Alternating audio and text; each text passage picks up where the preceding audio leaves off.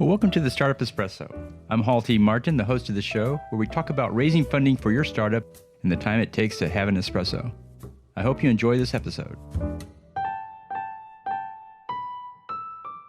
Hello, this is Hall T. Martin with the Startup Funding Espresso, your daily shot of startup funding and investing. Investors review the cap table as part of their diligence process, and they look for the following in the cap table. The founders have a large enough stake that keeps them motivated. Those who have very little ownership will most likely not stay with it for the long haul. The right people need to have enough equity to make the business successful. The founders should have 40 to 50% or greater after the Series A. And there shouldn't be too many people on the cap table in early stage companies, and there should be no shell companies at all.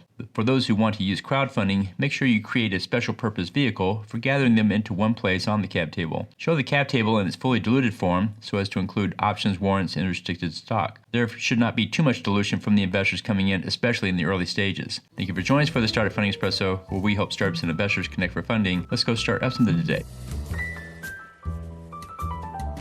Hall T. Martin is the director of Investor Connect, which is a 501c3 nonprofit dedicated to the education of investors for early stage funding. All opinions expressed by Hall and podcast guests are solely their own opinions and do not reflect the opinion of Investor Connect. This podcast is for informational purposes only and should not be relied upon as a basis for investment decisions.